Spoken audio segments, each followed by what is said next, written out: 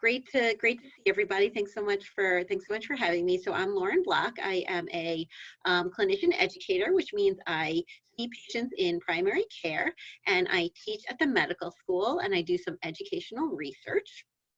I direct a fellowship program in primary care, in research and education, and I teach epidemiology at the medical school. So I was asked to speak today about how to think about designing clinical research studies, which is always tricky, but particularly challenging in a pandemic. So I thought I would just give a couple of lessons that could be applied anytime, and I'm happy to take any questions as we go, or if anyone wants to share anything, please don't hesitate to do so.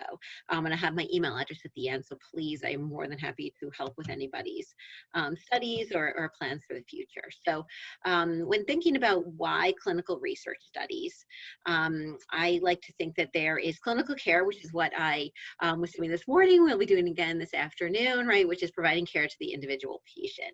But what we try to do in practicing evidence-based medicine is take data from science research, from population health, and clinical research and epidemiology allows us to apply that data in evidence-based medicine to the care of the individual patient. So taking studies from lots of people and even taking some of the basic science research and applying it to the care of the individual patient before you. And I think that's some of the power of clinical research and epidemiology. And it allows us to answer questions that patients have and that we may have as physicians with a little bit more accuracy based on the experience of hundreds or even thousands of patients. Some of these questions may be in terms of diagnosis, right? How sure are you that I have what you think I have, right? How likely am I to get something, which gets into risk? What will the experience of living with this condition be? Gets into prognosis, right? How likely is it that a given treatment will work, and how will it work compared to the existing treatment that's out there in terms of treatment, and what can I do to prevent a certain condition in terms of prevention? So in general, when thinking about a clinical research study, it's important to frame a very well thought out research question. And sure, I can definitely move into full screen. And so in clinical studies, the research question is generally, is this intervention or exposure associated with a particular outcome in a particular population, right? And when we're thinking about an intervention or an exposure, that can really be any risk factor, any new treatment, any new procedure, right? And an outcome is some sort of a clinical entity. Okay, so if you are picking an outcome, right, it's important to pick an outcome that's an important one that matters to patients, that matters to physicians, that matters to the greater scientific community. And then as you're deciding on your population, it's important to think about people who are united in space in some way, in time, and maybe by some sort of characteristic. And so when you're coming up with your study, framing a well thought out research question is super important, right? So the research questions really be developed at the beginning of your study, informed by your general needs assessment of why you're doing the study, what's out there in the literature, what is the gap in the literature that you are addressing, and why is this question timely and kind of important for your patients and everyone who will be ultimately benefiting from your research. This should then be evolved over time so that, thank you so much, so that the question can remain the appropriate one and can change as your study changes. So as you start to do some research, and as you start to read more about the literature and speak to your mentor and speak to patients that you'll be working with and decide on exactly how this will be done, your research question will change, and that's okay.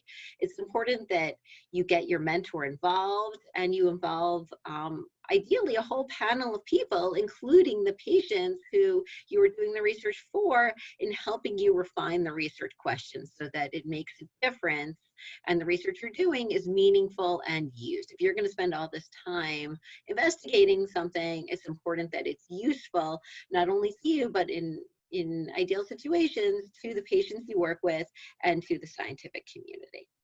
So I want everyone to think to themselves, and if you're feeling brave, please feel free to chat, some research question that you've pondered during the COVID-19 pandemic. We've all had a lot of questions, right? And if anyone feels comfortable, share with us a research question that you've thought about during this pandemic. And you can feel free to use this sort of formula. Take a minute to do so. And if everyone could kind of write that out somewhere on a piece of paper or chat it, I think that would be helpful.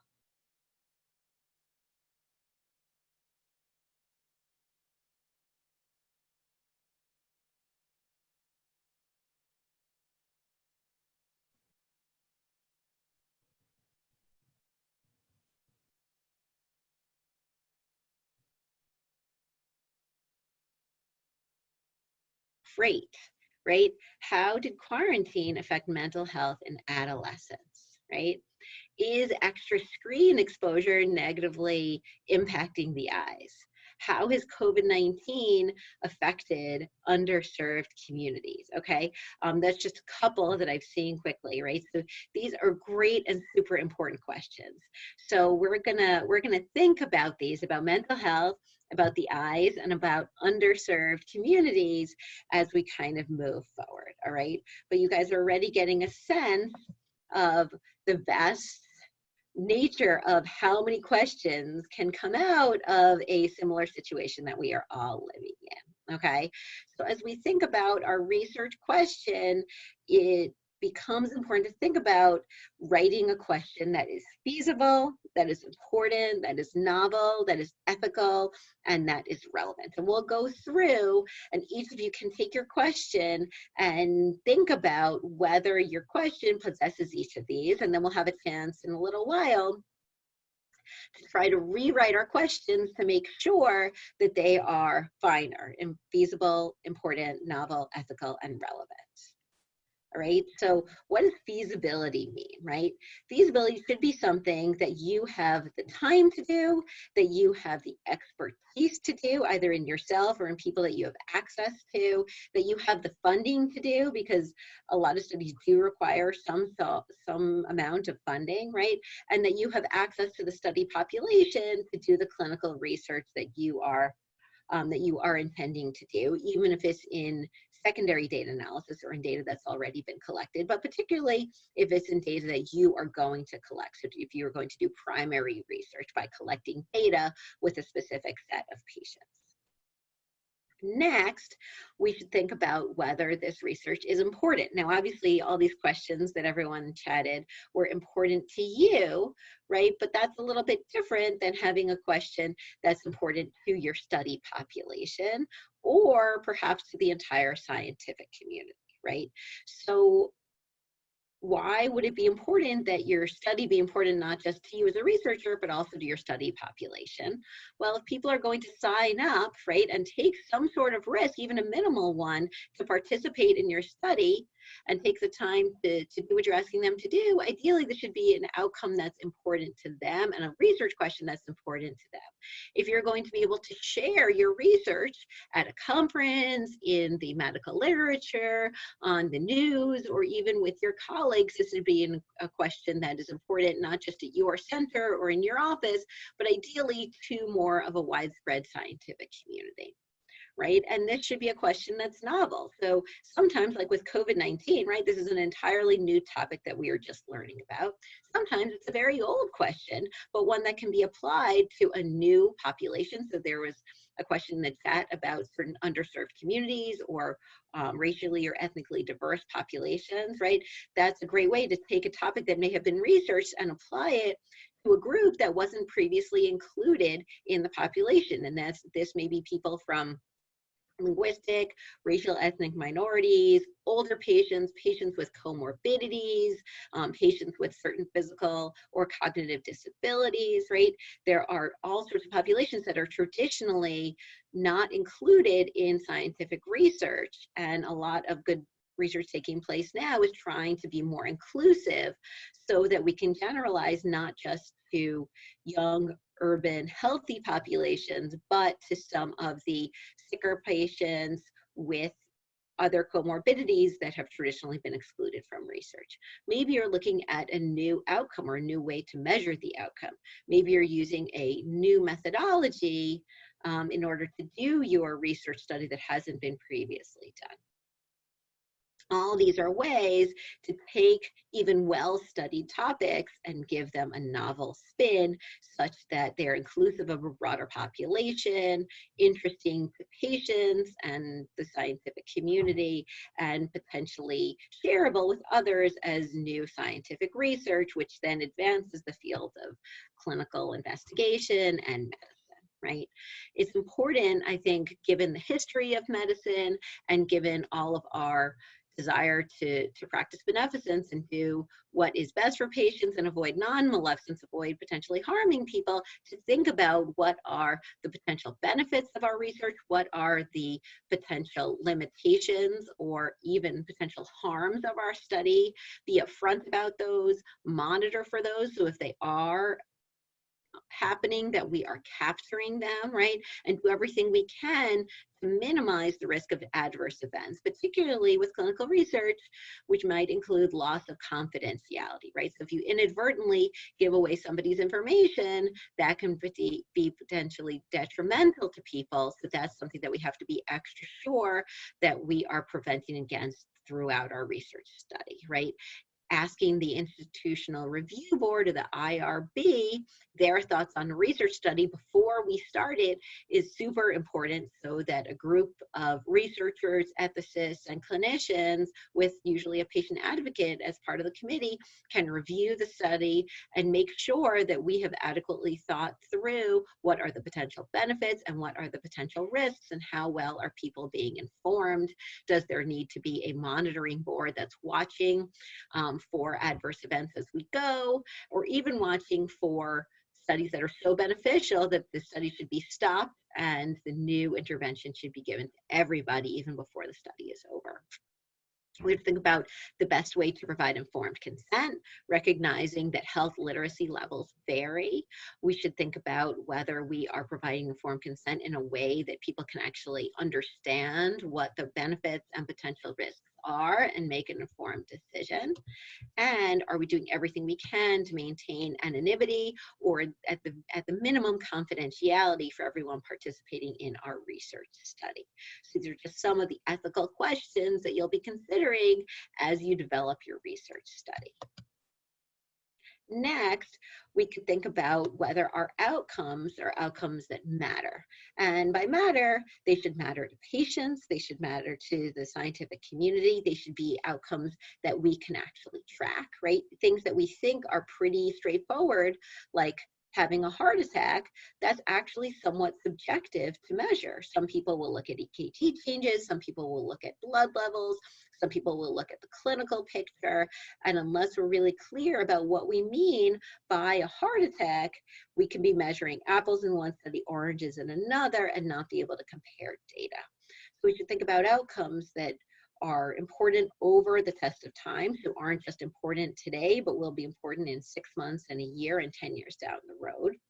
And we want to be sure that when we say this patient suffered a heart attack, that means what we think it means. So there is internal validity. So we're measuring what we think we're measuring within our sample.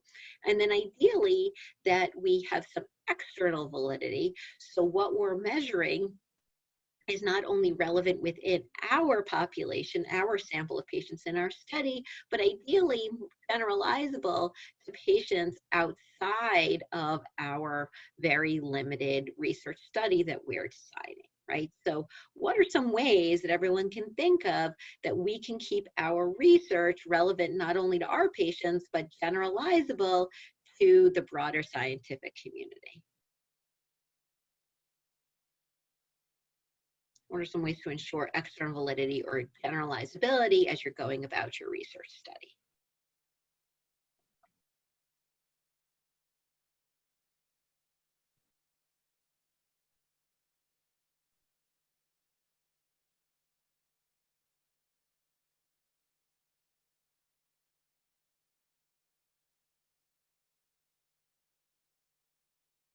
Great. So I heard a lot of great answers in the chat, right? So linking your study with previous studies that have been done, right? So if there is a methodology that's been used before, or a test that's been used before, or a way that a certain outcome is measured that's been used before, rather than starting something totally new, connecting it to studies that have been done before so that these studies are as similar as possible is one way to do it. Choosing a study with multiple sites that you get a geographically diverse population is another way, right? Choosing within each site a diverse population to include in your study. So ideally, patients with a range of ages, genders, comorbidities, and racial and ethnic mix is another way to ensure that your population is as broad as possible, and that the data that you're collecting would then be generalizable to a broader range of patients is another way to do it, right? People said universal methods of measurement and including a sample that is representative of your population. These are all great methods.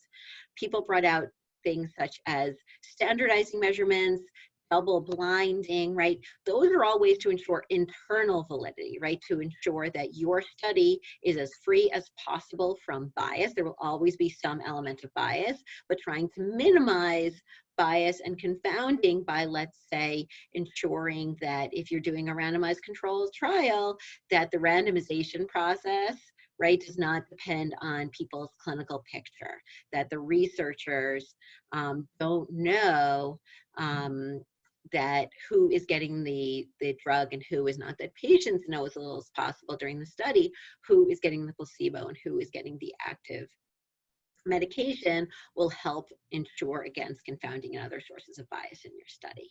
How do we ensure that this won't add to the variability of the study? Ideally, this will, right? And so that's why, to the extent that you can, maximizing within your time and funding and level of expertise, the number of people in your study can help make sure that you can analyze the data by different subgroups, right? That you can restrict your population to certain characteristics that you want to measure, that you look for different side effects so that you know if they're happening. These are all ways that, although you're ensuring a broad sample in your study, that you're looking for all the potential sources of subgroup effects, right? So maybe different results happen in men versus women, or in older versus younger patients, or in people with kidney disease at baseline versus no kidney disease at baseline. But doing these subgroup analyses and then having sort of a robust model so that you can control for different factors as you do your data analysis, and working with an experienced mentor or even a statistician to ensure that you are analyzing your data and adjusting for all the potential confounders is an important thing to think about.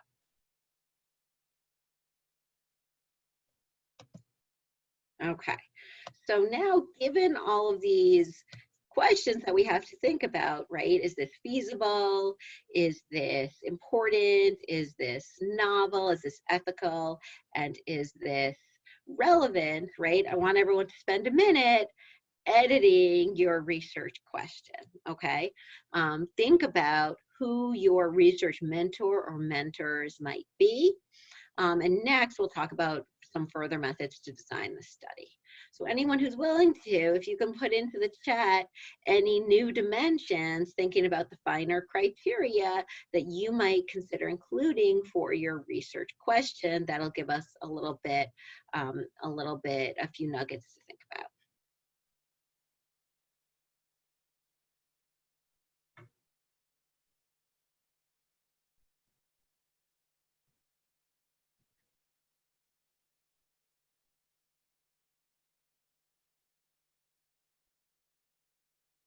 And let's make sure we go back particularly to the three questions that we mentioned at the beginning. So one was the impact of screen time on eye function. One was the impact on mental health of adolescents of the quarantine, and the third was how does COVID-19 impact underserved populations. So thinking particularly the three of you who wrote those three questions, right, which were kind of chosen at random, think about what elements you might add to those questions to make sure that they meet these finer criteria.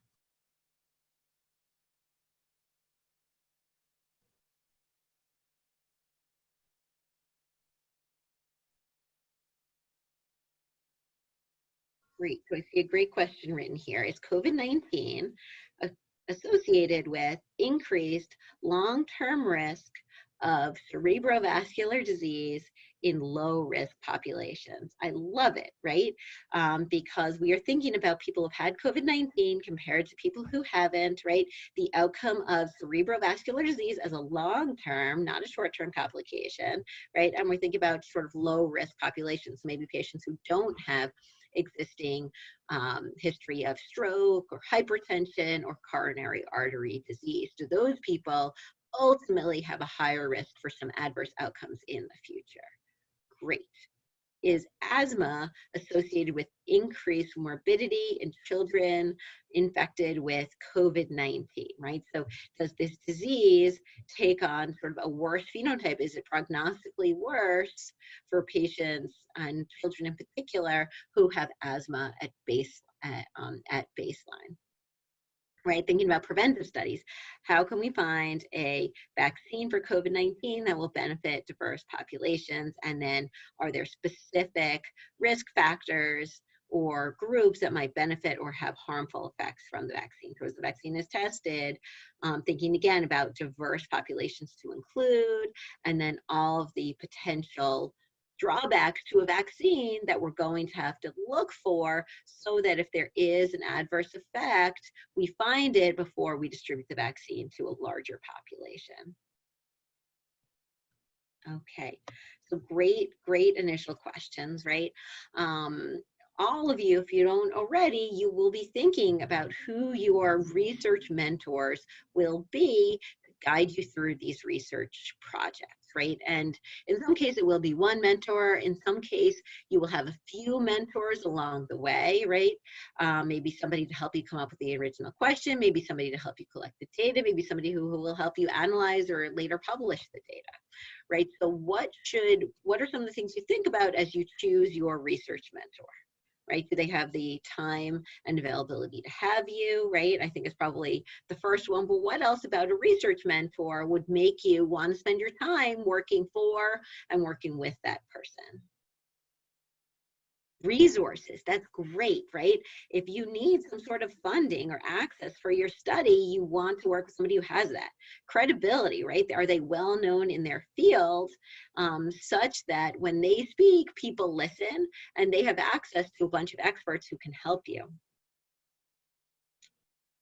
The independence they'll give you, great. So some people starting out want to be more guided along the way, and some people say, no, I want my turn to have safety net, right, and to have some guidance, but I really want to be allowed to do this study myself and to fly independently. And I think that's a great question to have up front with your mentor about what kind of independence they do or do not want for you as a student or as a research intern just starting out in the field. And I think that's a great thing to think about, right? Organize. I can't emphasize this enough. Do they have time for you? Will they give you time on their calendar every week or every month to see where you are and give you guidance to the next step, right? How do you recommend finding a research mentor during COVID-19 since research may not be possible? Yeah, so I think that's a great question. I think there is always research going on. Sometimes primary data analysis, right? So gathering your own data may not be possible, but there's a lot of data that is already being collected in the pandemic and always, and getting access to either publicly available data sets, right? Internally available data sets, medical charts to do a chart review. I think all of these are ongoing and necessary answer all of these research questions that are coming up in the COVID-19 pandemic or sort of generally in the course of medical science. So getting involved with a group that is actively doing research, I think is a great way to start, and they can tell you exactly what their existing research projects are, as well as perhaps to give you your own independent research question, even if you were in high school, to start to address your own unique aspects. So maybe they are studying the effects of quarantine on mental health, right? And if you get involved as a research assistant in the study or a summer intern in the study, maybe they can have you look at one unique aspect of that data. So maybe they can have you look at depression scores and tally those and look at that as your independent research question with lots of guidance and advice along the way. Yeah, any recommendations for websites or organizations where we can get involved in research? Yes, so I'd say reaching out to existing internship programs like all of you have, reaching out to networks of research at academic medical centers, sometimes at private industry that does research, at research organizations, and seeing if there's existing research program, finding the email address, right, for a research mentor that you follow, right, or some sort of an influencer that you follow, seeing the research that they cite, and then contacting that researcher and saying, hey, I loved your study on X, Y, or Z. What are you working on? Can you give me some guidance? That might be a way to find a research mentor moving forward. I was just contacted by a student who I worked with as a undergraduate, who then 10 years later came back and said she had another research question. We've worked together in the past. Would I be her research mentor now? Because we had worked together in the past, I am more than willing to guide her a little bit now at present when she is not part of a research group. When applying or interviewing for research opportunities, what characteristics of the applicant stand out the most? Yeah, so I'd say that, that's a great question. I'd say that having a project that you are passionate about, that you can speak about in pretty plain English in a way that's understandable for people outside of the field, and where you've made an independent and meaningful contribution to the research, right? Which can be as simple as cleaning the data set, right? Or transcribing the data. As long as you had a part in the research, understand it, and can talk about why this is finer, right? Why this research question is feasible, is ethical, is novel, is innovative, and is relevant, I think will make you stand out as a research applicant, right?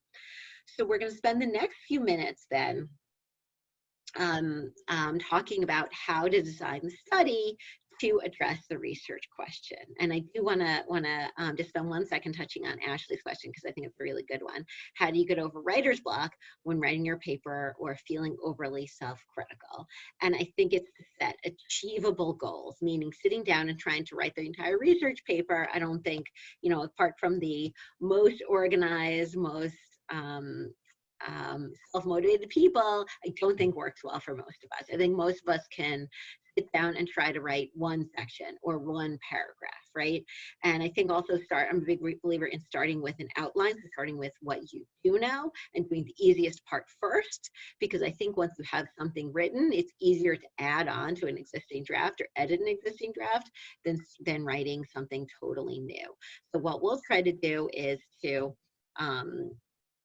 think about our population, our intervention, our comparison, and our outcome, and we'll spend a few minutes at the end today for your sort of proposed research question and study, trying to figure out what are the elements of this study and writing those down. And then once you have that part written, I think that can be almost the basis for your one-page research proposal, which then can become the basis for your abstract and your eventual research paper. So I think starting small is the way to go. And then the next question from Lola, which is I think a great one, is there a system or database to cross-check existing studies to facilitate collaboration? I think that is great, right? So as you think about what your research question is, the first thing to do is always to go to the literature, so to go to PubMed, to go to Google Scholar, to start to read about what's already been done in the space of that research question and to see where those studies were published, right? And if there's a certain journal, reading other studies in that journal. If there's a certain author who keeps popping up, reading other studies by that author. If there's a certain seminal paper, right, important paper that's constantly referenced everywhere that you're reading that paper, thinking about the references for that paper, and then reading those references, right? Thinking about, and we'll talk a little bit in different study designs about systematic reviews, reading those systematic reviews, that compilation of literature is one way to get a quick snapshot of all the different studies in that field and where there is knowledge and where there are gaps.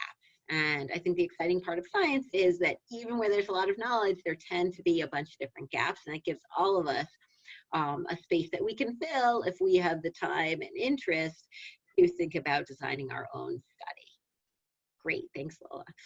So we'll kind of try to go through, as we think about our research question, what study type or study design might be best, what our population is, right? So how we describe our patients, what are the important characteristics of the patients in our study, what is the intervention, prognostic factor, or exposure, right? What do you want to do or look at? What is the comparison group, right? So occasionally interventions are compared to a placebo, but more likely they're compared to the standard of care or lack of a particular factor or exposure. And we have to think about what that comparison group might be. And then, like we said earlier, we have to pick our outcome, which is what we're hoping to measure, accomplish, or affect, right? And whether this is something that is important to patients and to the general research community, okay? And it's important as we're thinking to kind of go through and to write down what we think our population intervention comparison outcome might be, and we'll have a space to do this at the end. So as we're thinking about a study design, there are many that are available at your disposal. And some of the big ones that we think about are randomized controlled trials, right? And non-randomized trials, as well as cohort studies, case control studies, cross-sectional studies, case series, and even case reports of a single patient. And those may be great places to get involved as a student in advancing science by looking at a unique presentation of a disease in a single patient or a group of patients. Right? So what is this branch point here, right? So this is between observational studies on the right, where we do not choose the experiment or the intervention. We let nature take its course. We let patients go about their life in the course of their illness impacted by their medical team. And then we see what happens based on routine medical care. Versus on the left, trials where we as the researcher specify the conditions, specify the exact variable that we manipulate with a experiment, with a new treatment, with a new procedure, or with a new exposure, okay? And so as we think about ethics, the ante is definitely upped when we are choosing to give a potentially helpful, but also a potentially harmful treatment or medication or procedure to a patient, since everything we do has risks. Okay, so as you choose your study design, it's important to discuss with your mentor whether an observational or an experimental study design would make the most sense. Experimental studies design being a little bit trickier to implement because there are so many ethical considerations to keep in mind. All right, and the question was job opportunities. Great, so we'll definitely talk a little bit more about that.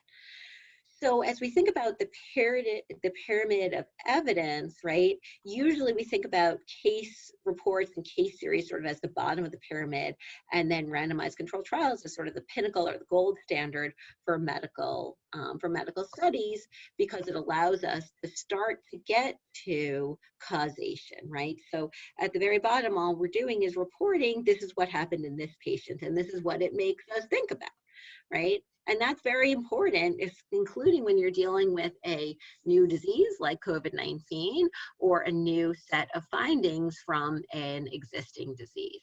as we have more patients available in our group, we can think about cross-sectional studies, right? So this always brings to mind like the N. Haynes study, where researchers go out to into different communities, enroll people to participate, ask their medical history, and do a physical exam and a set of blood work to see whether certain historical factors, right, like working in a certain place or having a certain occupation is associated with different levels of, let's say, thyroid function or lead levels, okay? So a cross-section of time, what is somebody's exposure and what is their outcome? Case control studies, which we'll talk a little bit more about, where we have a group of people with a certain condition, a group of people without a certain condition, and we look back and see their exposures. Prospective and retrospective cohorts, where we follow people over time, either into the future or back from the past into the present, to see what their exposures are and what their outcomes are. And then trials, where we have two groups of people. One group gets a certain new exposure or intervention, one group does not, and we see the impact of that intervention on the outcome that we're looking at. I say that this pyramid extends up even further as we look at systematic reviews and meta-analyses, ways of putting together more than one trial into a single study to look at all the evidence that's out there for a given specific objective or research question. So it's kind of interesting to think about that while that compilation of data is super important, knowledge frequently starts with a case report or a case series. So getting involved at any level, I think, can contribute to the scientific literature and can teach you a lot about doing scientific research. Okay, and based on the specific question that we had, and all of you had different questions about prevention or prognosis or treatment or diagnosis, can help inform what kind of a study we end up picking, as well as a, you know, as a student or as a research assistant or an intern, what kinds of studies are ongoing or what kind of data you may have access to. All right. So one type of studies that I think is interesting to think about, particularly when we're thinking about doing secondary data analysis, right, are cohort studies. So there are prospective cohort studies where people are enrolled, right, from a community, followed into the future, and we see who has different exposures, such as, let's say, smoking, right?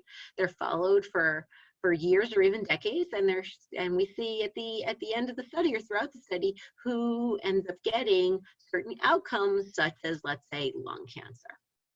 Right, it's interesting to think about most of what we know about heart disease these days is informed by the Framingham Heart Study and other cohort studies where communities were followed, in this case, communities in Framingham, Massachusetts, right, over generations, and we learned a lot about blood pressure, cholesterol, exercise, obesity, some of what we now take for granted as sort of the pillars of cardiovascular health, all were learned about based on cohort studies like this, right? So just as one specific study type, I found this as a cohort study of COVID-19 in people with blood cancer, hematologic cancer, right? And I'll give everybody about 30 seconds to read through the abstract.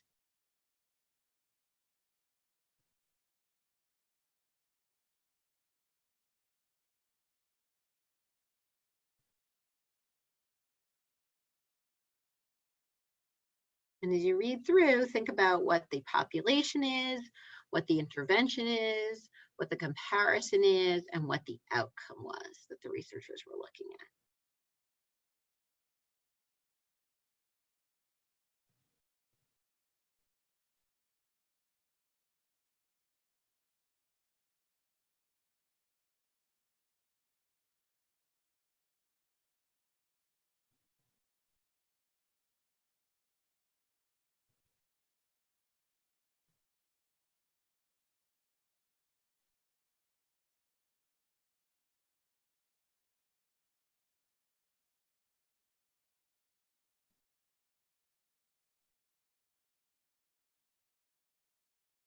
All right, does anyone want to chat in what they think the population, the intervention, the comparison, and or the outcome is?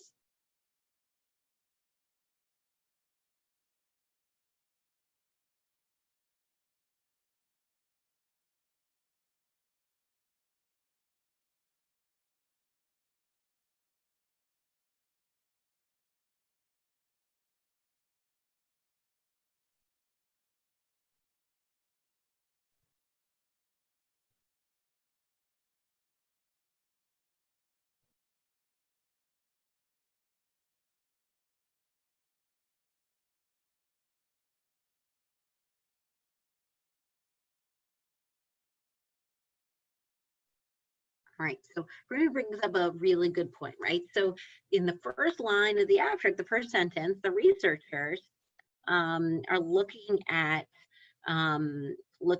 patients in Wuhan, China, as well as healthcare providers, since that's where the pandemic started from, right? And they note the pandemic, it had at that point less, about 1 million cases, and increasing. Now we're up to about 14 million. Um, um, Um, and so now that is talking a little bit about external validity or generalizability of the data, right? The population that was included in this study were only about 400 people, right? So 128 hospitalized patients and 226 healthcare providers. So the population in the study was patients hospitalized with hematologic cancer, and what they looked at is their exposure was to COVID-19, right, compared to people without hematologic cancer who also developed COVID-19, and they looked at the outcome of case fatality and sort of severe cases of COVID-19. And they found that people with hematologic cancer had a much higher likelihood of severe cases and death than people without hematologic cancer. All right, and so that helped them to learn. Oh, and Sharon texted, cancer patients were not really likely to get COVID, but were more likely to have severe outcomes, including death. Said perfectly. Okay, so that's a little bit about a prospective cohort, right?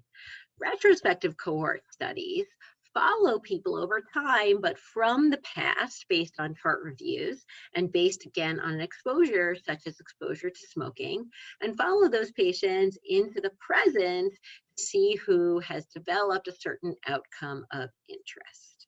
All right, such as, again, thinking about lung cancer. All right, so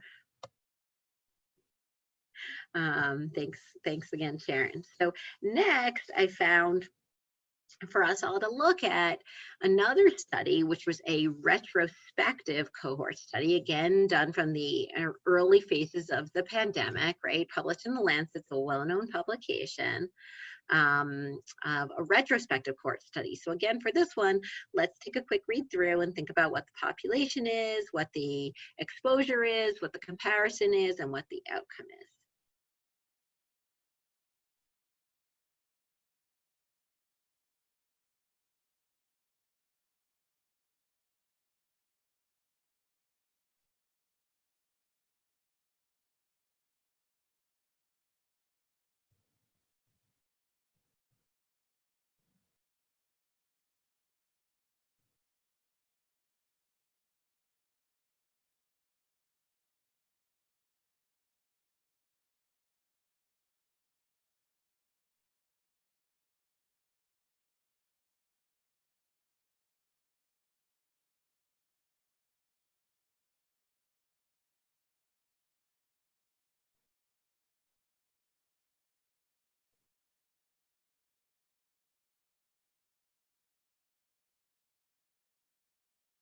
All right, and when anyone has an idea, feel free to start to chat in what you think the population, the exposure, the comparison, and the outcome was for this retrospective cohort study.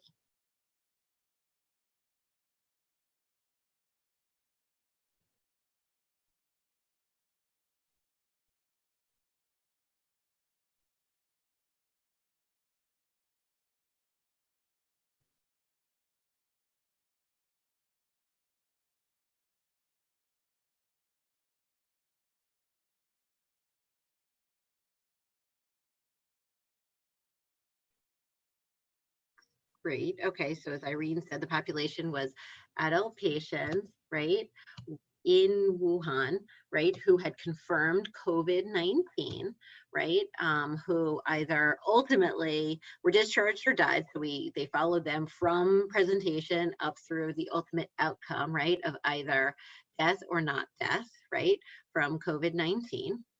Great. All right. And then what they looked at were certain potential risk factors that could be calculated at baseline, right? Whether they had diabetes, what their age was, what their SOFA score, so sort of a clinical compilation based on some of their vital signs and lab values at admission, what their D-dimer, another lab value, was at admission, right? And they compared it to people who did not have each of these factors. So they compared people older versus younger age, people with high SOFA versus low SOFA scores, people with high D-dimer to low D-dimer. And they looked at, for this population of patients presenting to the hospital with confirmed COVID-19, whether each of these subsequent factors was associated with higher risk of death compared to discharge compared to people without each of these risk factors. All right. And as Shinedu said, a retrospective study looking at risk factors for mortality of adult patients with COVID-19. Very well said, Shinedu. Okay. So another way to do data analysis and a retrospective study based on a group of patients who all have this similar characteristic of being hospitalized with COVID-19 in Wuhan, China, between December and March of 2019 to 20. All right. So this is slightly different from the way a case control study is done, right? A case control study, we don't start with exposure, we start with outcomes, right? And that outcome can be, let's say here, right, people with cancer to people without cancer. We then take people's histories or go through their charts and see what exposures people with the disease and people without the disease have. And sometimes these patients are matched one-to-one, sometimes they're matched to somebody else in a certain registry, right? But the key is that we pick people based on the outcome, and then we look back at what their specific exposures may have been, okay? So this was a case control study done in, I believe it was in Europe for smell and taste disorders. All right, take a read here and see if you can think about what the population was, what the exposure and the comparison was, and what the outcome was.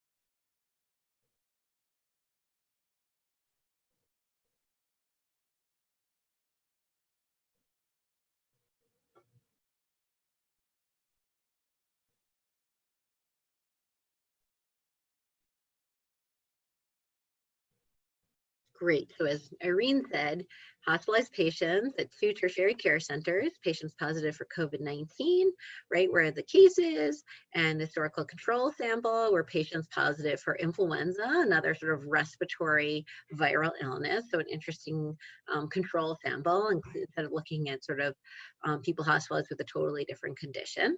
Great. Right, and then the factor of interest that they were looking at was how many of the patients with the cases of COVID-19 versus influenza had this experience of smell and taste disorders in the COVID-19 group compared to the influenza group. And they found that new onset smell and taste disorders were significantly more common amongst COVID-19 patients than influenza patients. Okay, so this helped shed some light based on the European initial experience of smell and taste disorders, which can be one of the first symptoms of COVID-19, okay, done through a case control study, and it was an interesting historical control with patients hospitalized with the flu. All right.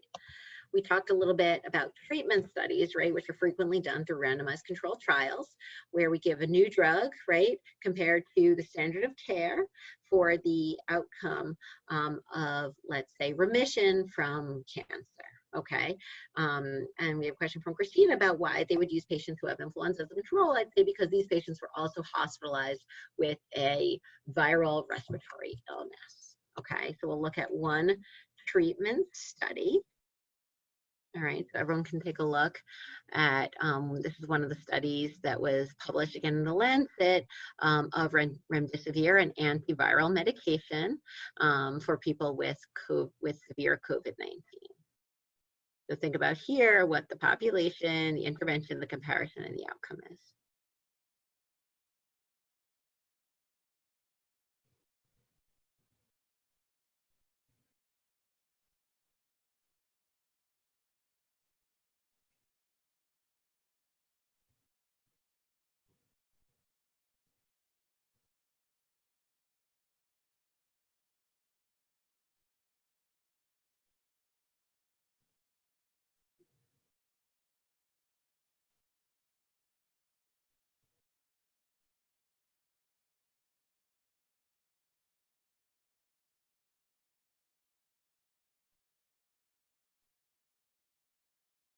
Great, as Nicole said, the population was adults with lab-confirmed COVID-19, right, at hospitals in China. Great.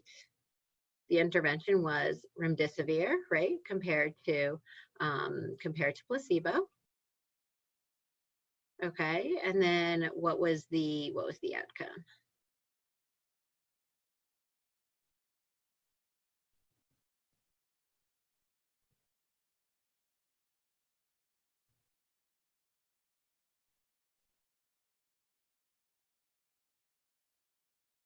And interestingly here, the outcome was time, right? The outcome was time to improvement. And they saw whether use of remdesivir compared to placebo was associated with a shorter time to recovery, right? So the outcome that they were looking at was actually time to recovery from the illness, okay?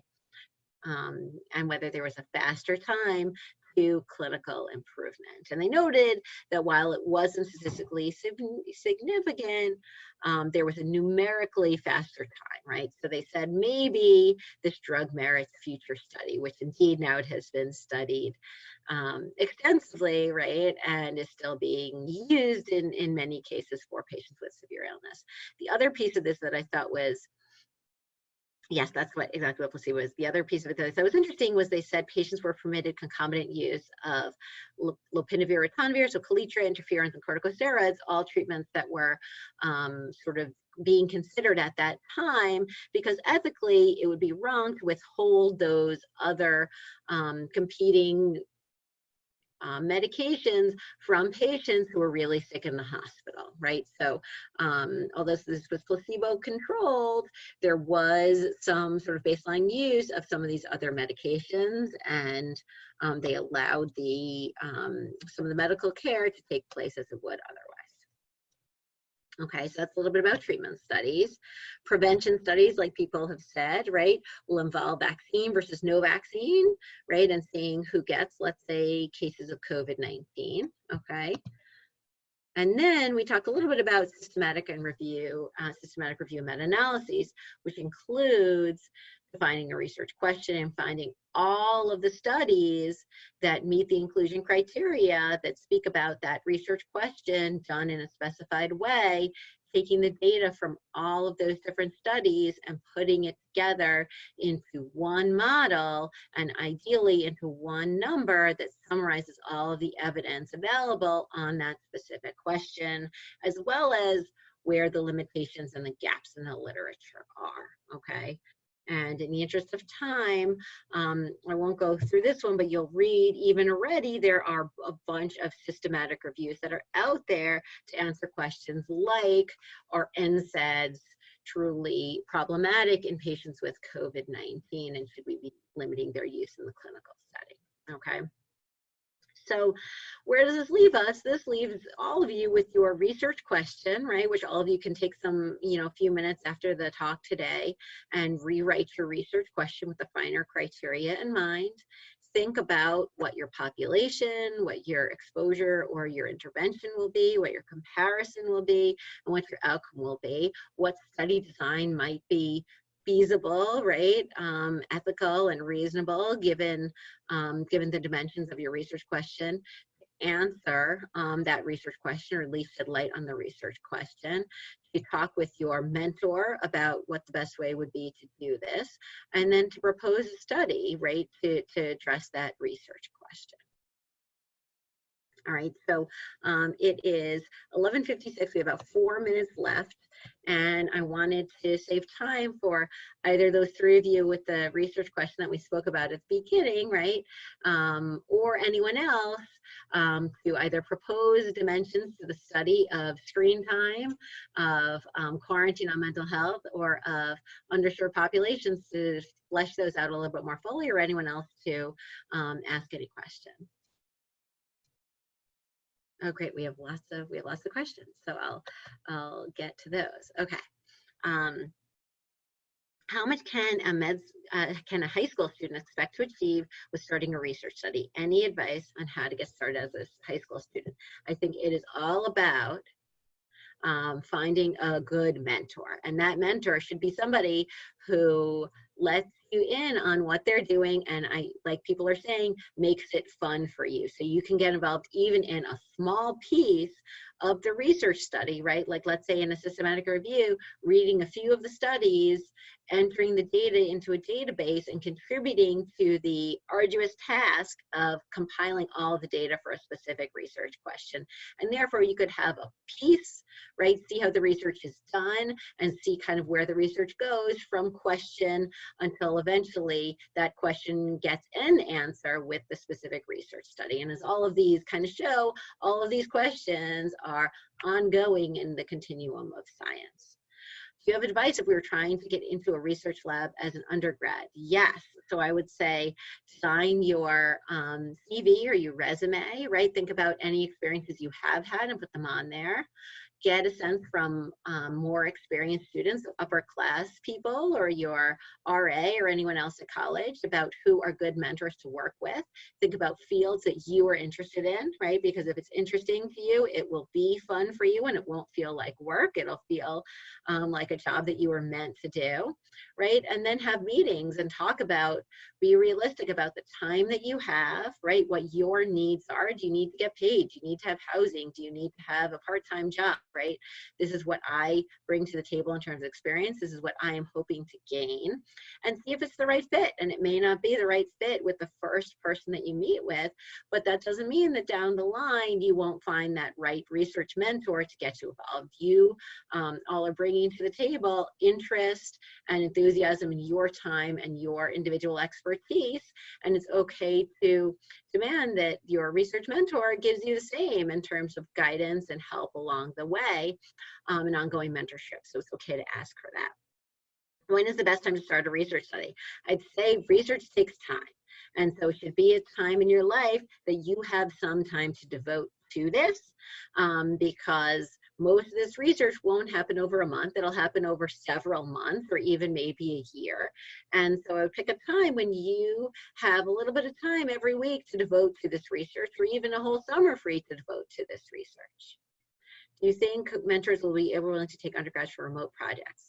My school is remote this fall, but I still want to be involved in research. I'd say the benefit, and one of the reasons I love doing clinical research, is in a lot of cases, it can happen remotely. And a lot of the data, if it already exists, can be looked at in different ways to answer different research questions. So I think that's a huge advantage, is that all of this can be done remotely in a way that meets your needs, right? That meets our social distancing goals, and it allows you to get engaged and involved in research. I think we're going to stop you here because it is getting to 12 o'clock, but thank you so much for presenting for everybody. Thank you for having me. Great to meet you all. Happy to answer any questions. I think I have a last slide here with my email. Feel free to email if I can be of help. All right. Well, thank you. Thank you everybody for coming again, and I'll see everybody tomorrow. Have a great day. Bye, thanks.